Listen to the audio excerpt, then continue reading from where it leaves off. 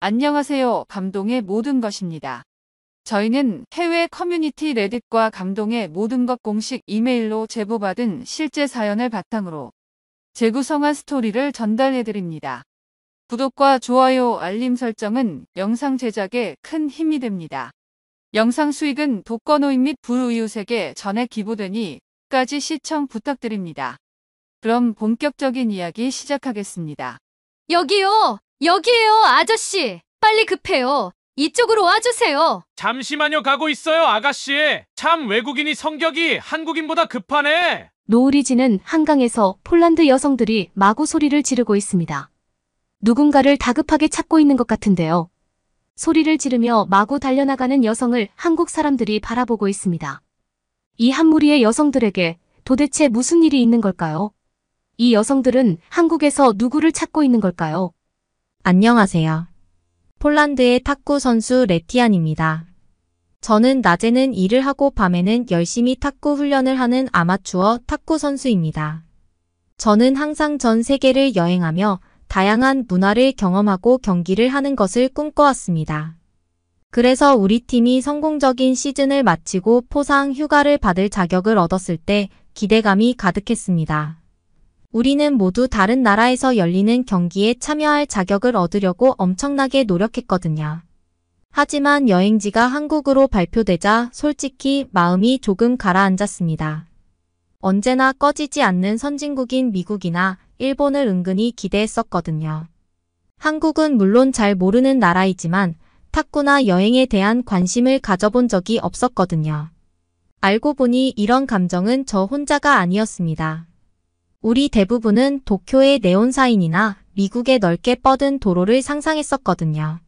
서울행 비행기에 몸을 싣는 순간 불편한 마음이 계속됐어요. 어차피 새로운 곳이잖아 라고 생각하며 스스로를 설득하려고 노력했습니다. 하지만 이럴 수도 있었어라는 아쉬움이 남았습니다. 열정적인 사람들의 에너지로 북적이는 뉴욕이나 로스앤젤레스의 골목을 상상하며 한국에서도 비슷한 분위기를 느낄 수 있을지 궁금해졌습니다. 장시간의 비행을 마치고 인천국제공항에 들어서자 여정과 비좁은 기내 공간에 지친 기색이 역력했습니다. 허리가 부서질 것 같더라고요. 비행 시간이 길어져서 대회장으로 바로 가야 하는데 정말 일정을 어떻게 이렇게 짰나 너무하다는 생각이 들었어요. 얼굴에는 기름기가 돌아서 너무 찝찝하더라고요. 그때 현지 관계자가 죄송하다고 씻고 갈 생각이 없냐고 물으시더라고요. 저희는 저희가 후진국 사람이래도 그렇지. 어떻게 숙소에서 씻는 것도 아니고 공항에서 씻으라고 할 수 있냐고 너무하다고 생각했는데 관계자가 전달을 잘못했다고 인천공항에 샤워시설이 있으니 거기서 씻지 않겠냐고 하시더라고요. 호텔이랑 붙어 있는 샤워시설이라 편할 거라고 하면서요. 호텔이랑 붙어 있다고 하니까 뭔가 믿음이 가더라고요. 그래서 이것도 경험이다 생각하고 너무 찝찝하니까 가보자 하면서 동료들이랑 샤워장에 들어갔어요. 근데 저는 한국이 이렇게까지 발전한 나라인 줄 몰랐어요.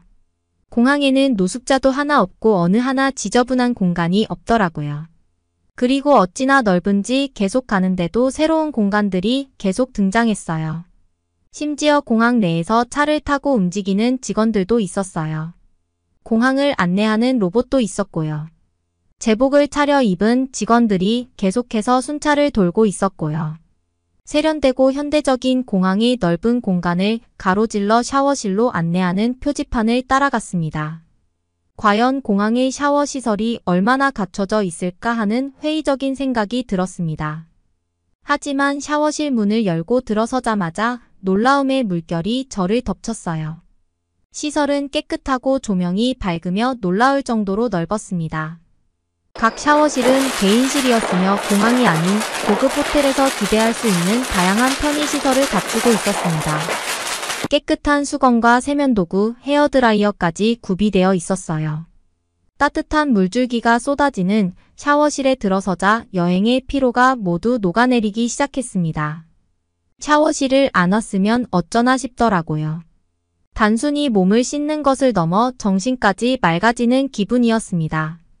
인천공항의 샤워시설은 평소 여행에서 부담스러웠던 샤워를 호화로운 휴식의 순간으로 바꿔놓았습니다. 여행이란 이런 것이어야 한다고 생각했던 기억이 납니다. 승객의 편안함을 위한 세심한 배려와 관심은 모범적이었습니다. 단순히 물리적 공간이나 편의시설이 아니라 여행객의 니즈를 이해하고 예측한 것이었습니다. 그 순간 번잡한 해외여행에서 흔히 느낄 수 없는 가치와 보살핌을 받는다는 느낌을 받았습니다. 공항을 빠져나가는 동안에도 상쾌한 샤워의 기억은 계속 남아 있었습니다. 디테일에 대한 관심과 편안함에 대한 집중이 여행의 가장 평범한 부분도 어떻게 향상시킬 수 있는지 단순하면서도 깊이 있게 상기시켜 주었습니다. 인천공항은 단순히 시설만 제공한 것이 아니라 경험을 제공했고 한국 방문에 대한 놀라운 분위기를 조성했습니다. 전 세계의 수많은 스포츠 시설을 방문한 노련한 탁구 선수로서 저는 모든 것을 다 봤다고 생각했습니다. 하지만 한국의 탁구 경기장에 처음 들어섰을 때 느꼈던 놀라움과 감탄은 그 어떤 것도 준비하지 못했습니다. 경기장에 들어서는 순간부터 엄청난 규모와 현대적 시설에 숨이 멎을 것 같았습니다. 흠 잡을 데 없이 깨끗한 넓은 경기장에는 최첨단 탁구 장비가 갖춰져 있었고 조명은 선수와 관중 모두의 시야를 확보할 수 있도록 완벽하게 설계되어 있었습니다. 바닥은 깨끗했고 각 테이블은 넉넉한 간격을 두고 있어 충분한 이동 공간과 편안한 경기 환경을 제공했습니다. 하지만 가장 인상 깊었던 것은 경기장 곳곳에 정수기가 있다는 점이었습니다. 지금까지 여러 스포츠 시설을 방문하면서 이렇게 사려깊고 편리하게 배치된 곳은 처음이었습니다. 경기장 구석구석에서 정수기를 이용할 수 있었습니다. 사소한 것 같지만 탁구처럼 에너지 소모가 많은 스포츠를 하는 선수들에게는 수분 보충이 매우 중요합니다. 한국에서는 정말 쉽고 편리하게 수분을 보충할 수 있었어요. 다른 곳에서는 경기 중 물을 마시려면 비싼 생수를 사야 하는 경우가 많았습니다. 하지만 이 한국 탁구 경기장에서는 테이블마다 몇 걸음만 가면 정수기가 여러 대 있어서 놀랐습니다.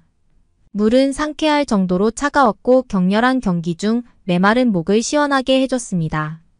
쉽게 접근할 수 있는 정수기를 이용하며 시설 곳곳을 돌아다니다 보니 경외감을 느낄 수밖에 없었습니다.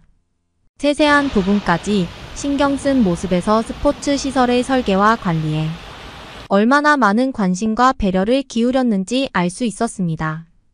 알고 보니까 한국은 벌써 올림픽을 몇 번이나 개최할 정도로 인프라가 잘 되어 있는 곳이더라고요. 심지어 탁구 복식으로서는 금메달을 한두 번 딴 게 아니더라고요. 충격적인 건 이 시설이 모두 아마추어 탁구인들을 위해서 만든 대회라는 점이었어요. 이 경험을 통해 스포츠 시설이 무엇을 제공할 수 있는지에 대한 새로운 관점을 갖게 되었습니다. 단순히 장비의 품질이나 경기장의 크기가 중요한 것이 아니라 선수와 방문객의 총체적인 경험이 중요했습니다. 중국은 탁구 종주국인데도 여러 번 대회를 갔다가 불쾌한 경험을 하고 왔던 동료들이 엄청 많았거든요. 그래서 탁구 종주국임에도 불구하고 가고 싶다는 생각이 들지 않았었는데 이런 경험을 하게 해준 한국이 너무 감사했어요. 주택가에 자리한 한국의 에어비앤비 아파트에 도착했을 때만 해도 평범한 숙박이 될 거라 예상했습니다. 하지만 아파트 단지 입구에서 마주한 광경을 믿을 수가 없었어요.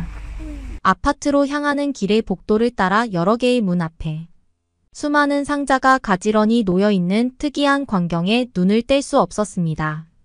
처음에는 의아했습니다. 집에서는 소포를 이런 식으로 방치하는 것은 거의 도난의 초대장이나 다름없었거든요. 왜 주민들이 택배를 이런 식으로 공공장소에 방치하는지 이해할 수 없었습니다. 호기심이 발동한 저는 지나가는 이웃에게 물어보았습니다. 놀랍게도 그 상자는 실제로 주민들이 집을 비운 사이에 배달된 택배라는 거예요. 정말 놀라웠던 것은 그 상자들이 보안에 전혀 신경 쓰지 않고 복도에 그대로 방치되어 있었다는 사실이었습니다. 이웃 주민은 웃으며 그거 가져가서 부자 되는 것도 아닌데 남의 거 가져가서 뭐 하냐고 말했어요.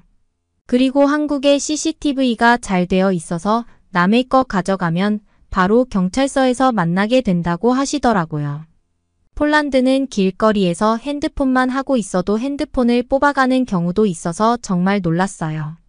게다가 다음날 이 택배 시스템을 저도 이용해 볼 일이 생겼는데요. 대회 관계자분이 아침에 필요한 것들을 다 준비해 두었으니까 물, 간식 같은 것들을 아침에 챙겨오라고 하시더라고요. 어디 있냐고 물어봤더니 내일 아침에 문 앞에 있을 거니까. 그냥 문 앞에 있는 것들을 들고만 오면 된다는 거예요. 그러더니 갑자기 아 맞다 수건을 빠뜨렸네 하면서 그 자리에서 핸드폰을 만지시더라고요. 그래서 저희는 수건 정도는 저희도 탁구 선수라서 들고 다니니까 그건 저희가 챙기겠다고 말했어요. 그랬더니 막 웃으시면서 대회 준비하는데 그 정도도 안 주면 어떡하냐고 말씀하시는 거예요. 그러면 어떡해요 했더니 지금 시켜도 내일 문 앞에 있을 거니까. 컨디션 관리 잘해서 내일 보자고 말씀하시더라고요. 정말 다음날 아침에 일어나 보니 문 앞에 물이며 과자며 의심했었던 수건까지 놓여 있었어요. 한국의 신뢰 수준과 공동체 보안 의식은 전에는 경험하지 못했던 것이었습니다. 이곳에서는 개인 재산에 대한 집단적 존중과 함께 범죄에 대한 강력한 처벌 인식이 공유되어 있었습니다. 이 발견을 통해 한국과 우리나라의 사회적 차이에 대해 다시 한번 생각해 보게 되었습니다. 무인 택배의 안전뿐만 아니라 이러한 관행이 신뢰와 존중, 공동체의 책임감을 바탕으로 구축된 사회를 상징하는 것이었습니다. 또한 제가 생각하는 것보다 한국이 얼마나 발전한 건지 놀랍고 부럽더라고요. 심지어 더욱 놀라운 점은 탁구협회가 협찬을 받았다면서 스마트 기기를 모든 선수단원에게 무료로 주신 점이었어요. 저희는 수상을 하지도 못했는데 이런 기기를 막 주셔도 되는 건지 정말 놀라웠어요. 스마트 기기가 좋다고 들어서 가지고 싶었지 사지는 못하고 있었는데 이렇게 주시니까 얼마나 감사했는지 모르겠어요. 나중에 보니까 지하철에서 한국 분들은 이런 시계를 많이 차고 계시더라고요. 시계를 차니까 제가 얼마나 걸었는지 뿐만이 아니라 칼로리를 얼마나 소비했는지까지 보여주더라고요. 옆에 있는 동료들이 얼마나 좋아하던지 운동을 더 하고 싶은 생각이 들더라고요. 여의도를 방문할 계획으로 서울 지하철을 처음 탔을 때 다른 대도시의 지하철에서 경험했던 번잡함과 혼잡한 승강장 제가 길을 헤맬 것을 대비하고 있었어요. 하지만 서울 지하철에서 만난 서울 지하철은 저에게 깊은 인상과 즐거운 놀라움을 선사했습니다. 가장 먼저 눈에 띈 것은 청결함이었습니다. 역은 깨끗했고 바닥은 반짝반짝 빛났으며 질서와 정돈된 느낌은 전에 본 적 없는 것이었습니다. 전광판에는 여러 언어로 실시간 정보가 표시되어 있었고 지하철 그림 소리와 같이 직관적인 정보를 보여주고 있어서 저 같은 외국인이 시스템을 이해하기가 너무 쉽더라고요. 저는 영어를 못하는데도 말이에요. 하지만 정말 놀라웠던 것은 전체 운영의 효율성과 사용자 친화성이었습니다. 열차는 한국에서 거의 경험하지 못했던 정시 운행이 이루어졌습니다. 객차는 현대적이고 에어컨이 설치되어 있어 번잡한 바깥 도시에서 벗어난 기분 좋은 안식처였습니다. 여의도로 향하는 전철에 몸을 실었을 때 저는 출퇴근하는 사람들의 예의와 침착함에 놀랐습니다. 사람들은 열차에 탑승하기 위해 줄을 서서 기다렸고 다른 승객이 내릴 때까지 참을성 있게 기다렸다가 열차에 탔습니다. 아무리 사람이 많다고 해도 새치기 하는 사람은 볼 수 없었어요. 심지어 어제 택배에서 경험했던 것처럼 무임승차를 하는 사람이 없었어요. 카드를 찍어야 반드시 문이 열렸거든요. 그래서 직원이 이이 돌아다니면서 무임승차를 하는지 검사할 필요가 없더라고요. 제가 매료된 또 다른 측면은 기술의 통합이었습니다. 지하철 시스템 전체가 앱과 디지털 지도로 연결되어 있어서 여정을 계획하고 최적의 경로를 찾고 예상 도착 시간을 확인하는 게 정말 쉬웠어요. 이 정도의 연결성과 기술 통합은 다른 곳의 대중교통에서는 찾아볼 수 없는 수준이었습니다. 열차가 여의도를 향해 달리는 동안 저는 바깥 풍경에 감탄하지 않을 수 없었습니다. 지하철이 가끔씩 지상으로 드러나면서 숨막히면서도 흥미로운 도시의 모습을 엿볼 수 있었습니다. 특히 여의도로 가는 길은 현대적인 고층 빌딩과 한강이 어우러져 아름다운 풍경을 더했습니다.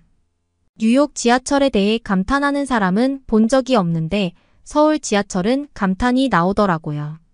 목적지에 도착하자마자 저는 이 여행이 얼마나 스트레스 없이 효율적으로 진행되었는지 되돌아보았습니다. 여의도의 번화가로 나가면서 저는 서울의 지하철 시스템에 대해 새롭게 감사하는 마음을 갖게 되었습니다. 편리함, 청결함, 현대성에 대한 서울시의 노력이 돋보이는 경험이었으며 한국 방문에서 기억에 남는 순간이었습니다. 여의도에 도착해서는 한강에서 음식을 즐겼어요. 옆에는 한국 사람들이 많이 있어서 저도 한국 사람이 된 것 같은 기분이 들어서 기분이 좋았어요. 한국으로 오는 비행기를 탈 때만 해도 제가 한국을 이렇게 즐거워할 거라고 생각도 못했는데 말이에요. 저희는 돗자리도 준비를 해오지 못했는데 이미 역 앞에서부터 돗자리부터 해서 삼겹살, 치킨 모든 것들을 팔고 있더라고요. 심지어 전화를 하니까 한국에서는 주소도 없는 저희에게 음식을 배달시켜줬어요. 배달을 받으려고 서툰 한국말로 여기에요. 저 맞아요를 외치는 제 모습이 너무 웃기더라고요. 심지어 제가 외치니까 한국분들이 길을 비켜줬어요. 이 순간에도 질서정연한 모습, 남의 음식을 가져갈 생각조차 안 하는 게 재미있더라고요. 생각해보니까 한국에서는 불편함을 느껴본 적이 없다는 사실을 깨달았어요. 외국인이라고 해도 이 모든 편의를 누릴 수 있게 해준 한국 사람들에게 얼마나 감사했는지 몰라요. 저는 저에게 이런 경험을 제공해준 한국에 너무 감사하면서 반드시 돈을 모아서 온전히 한국에서만 한 달 살기를 해볼 생각이에요. 그걸 위해서 지금 정말 열심히 돈을 모으고 있습니다. 사실 동료들 중에서는 꼭 한국을 경험시켜줘야 한다면서 갔다 온 지 얼마 안 돼서 가족들을 데리고 여행 간 친구들도 많아요.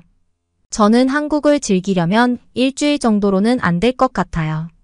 얼마나 즐거운 도시인데요. 다음에 다시 오면 온갖 것들을 다 해볼 거예요. 한국 사람들이 저에게 보여준 신뢰를 다시 경험하고 싶어요. 오랜 장인 정신으로 만들어진 여러 패션 용품과 미남 미녀가 많기로 유명한 이탈리아에서 종교적인 이유로 혼전 순결을 원하지 않으면서도 지켜오던 미모의 패션 모델이 있습니다. 그녀는 촬영 도중 이건 아니라는 생각에 촬영장에서 갑자기 소리를 치며 감독과 말다툼을 시작하는데요. 과연 무슨 일이 있었던 걸까요? 그럼 본격적인 이야기 시작하겠습니다. 안녕하세요. 제 이름은 예니콜라고 합니다. 오늘 제가 꼭 알려드려야 할 사연이 있어서 찾아왔어요. 제가 한국인 남친을 만나고 결혼까지 하게 된 이유, 그리고 한국에서 겪었던 충격적인 사건에 대해 알려드리려고 합니다.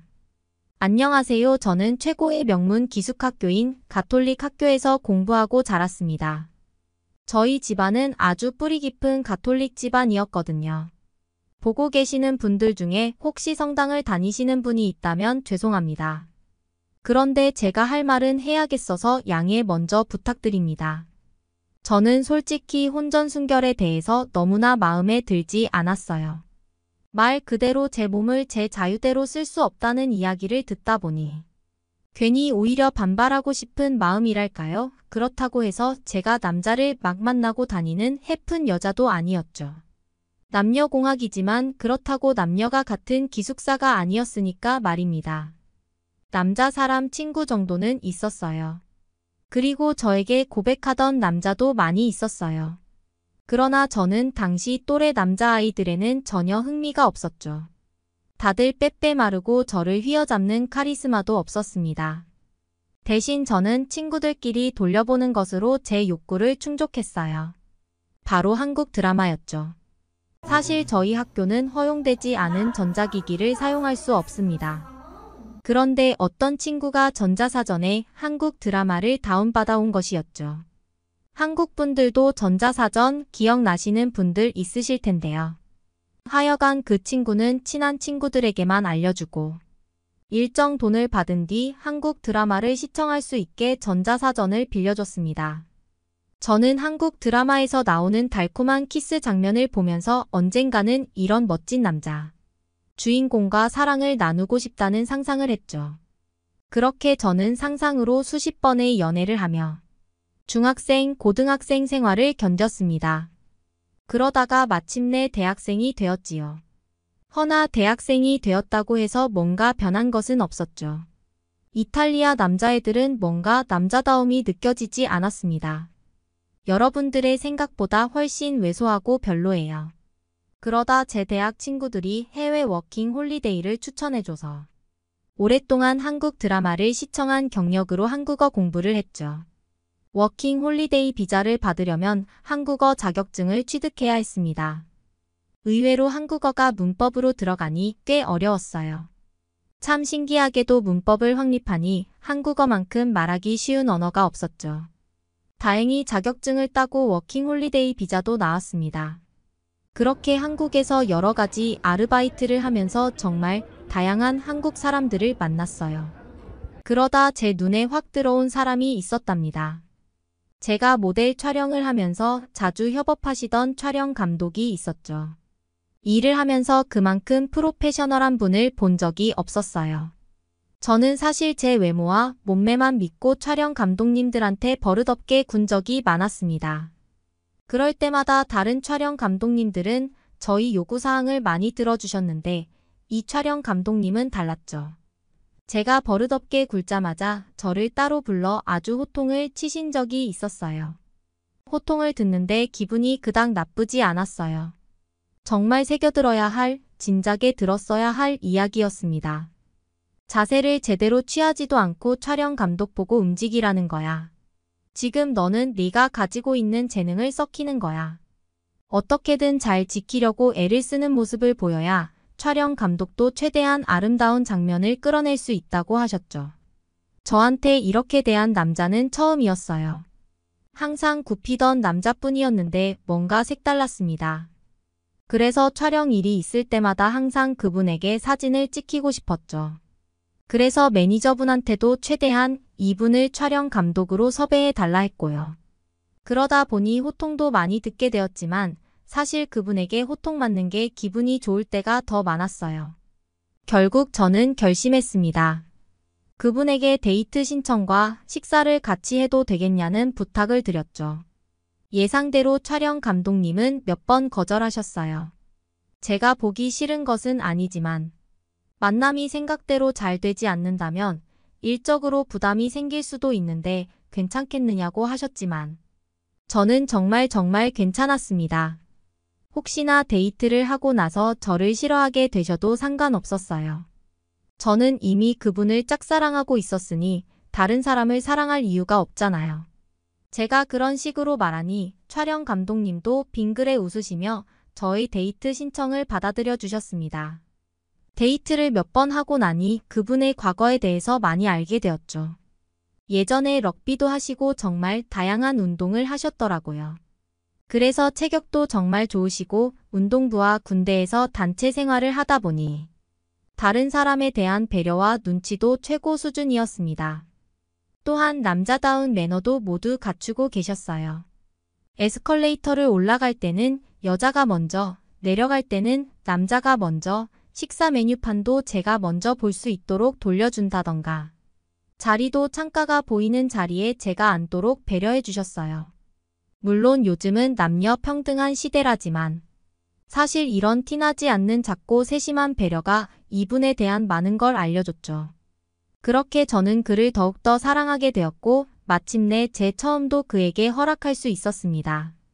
그렇게 저희는 연인이 되어 서울의 많은 명소와 거리를 돌아다녔어요. 경복궁도 가보고 남산타워도 가보고 신촌과 홍대, 이태원까지 모두 갔죠. 자주 놀러 다니다 보니 사랑을 나누는 일도 많았고 살도 좀 찌는 것 같았습니다. 그래도 제 남자친구는 기분이 그렇지 누가 봐도 저는 날씬하다고 말해줬어요. 그렇게 모델 일을 하고 있던 도중 사단이 났습니다. 남자친구와 사귄 이후 뭔가 기운이 허한 때가 많아졌긴 했지만 일하는 데는 지장이 없었어요. 그런데 당시 봄에서 여름으로 넘어가는 시기에 야외 촬영이 있었는데 그때 제가 서 있지 못하고 결국 풀썩 쓰러지면서 정신을 잃었습니다. 정신을 잃고 나서 눈을 뜨니 남자친구가 제 손을 잡고서 안타까운 표정으로 저를 보고 있더라고요. 그리고 제 팔에는 영양수액이 꽂혀 있었는데 약간 입에서 피 맛이 나는 게 코피도 좀 흘렸나 싶었습니다. 남자친구는 너무 걱정하지 말라고 큰 병에 걸린 건 아니니까 괜찮다고 했죠. 그래서 안심하고 있었는데 의사 선생님이 들어와 충격적인 말씀을 하셨어요. 축하를 드려야겠네요. 임신하셨습니다. 저는 뭔 황당한 소리인가 싶었어요. 저희는 할 때마다 피임을 꼬박꼬박 했거든요. 남자친구도 깜짝 놀란 얼굴로 의사 선생님의 설명을 들었죠. 피임법은 거의 확실하게 임신을 막는 건 사실이지만 정말 아주 희박한 확률을 뚫는 게 불가능한 것 아니라고 하셨습니다. 물론 임신을 했다고 해서 불안하지는 않았어요. 제 옆에 저를 사랑하는 남자친구가 있었기 때문이죠. 남자친구는 그 자리에서 저를 책임지겠다 말해주고 결혼 준비를 서둘렀습니다. 그리고 지금까지 임신했는지 전혀 알지 못해 미안하다고 말해줬어요. 저는 전혀 미안할 일 없다고 했습니다. 나조차도 제 뱃속에 아이가 있는 줄 전혀 몰랐으니까 말이죠. 다만 제 부모님께는 비밀로 하기로 했습니다. 제가 완전 조신하고 독실한 가톨릭 신자인 줄 아시거든요.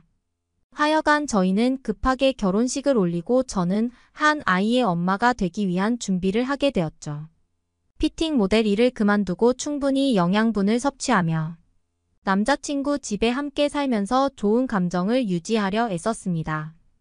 그닥 노력할 일도 없었던 것이 남자친구가 완전히 저를 위해 생활 패턴까지 바꿔주었기에 그닥 힘들지 않았어요. 친한 친구들과의 술자리를 포기하고 저와 함께 있는 시간을 더 늘리기 위해 노력해주는 모습을 보면서 역시 나의 남자 보는 눈은 틀리지 않았다라는 생각이 들었지요. 그의 사랑 덕분에 아이를 더욱 빨리 보고 싶은 마음뿐이었습니다. 초음파 사진으로 그와 저의 사랑의 결실을 보면서 아이에게 전념할 수 있는 사람이 되어야겠다는 생각을 했죠. 이렇게 말하다 보니 결국 제 자랑이 되어버렸네요. 앞으로 저희 부부 많이 응원해주세요. 오늘의 사연은 여기까지입니다. 응원이나 남기고 싶은 말이 있으시면 댓글로 남겨주세요. 사연자분께 전달해드리겠습니다. 저희 감동의 모든 것은 실제 사연 제보를 받고 있습니다. 채택되신 분께는 선물도 드리고 있습니다. 저희의 사연이 여러분의 하루의 작은 힘이 될 수 있었으면 좋겠습니다. 지금까지 한국의 감동적인 이야기를 전해드리는 감동의 모든 것이었습니다. 구독과 좋아요를 눌러주시면 영상 제작에 큰 힘이 됩니다. 감동적인 사연을 주변 사람들에게 공유하고 함께 이야기 나눠보세요. 끝까지 시청해주셔서 감사합니다. 더욱 더 좋은 영상으로 찾아뵙겠습니다.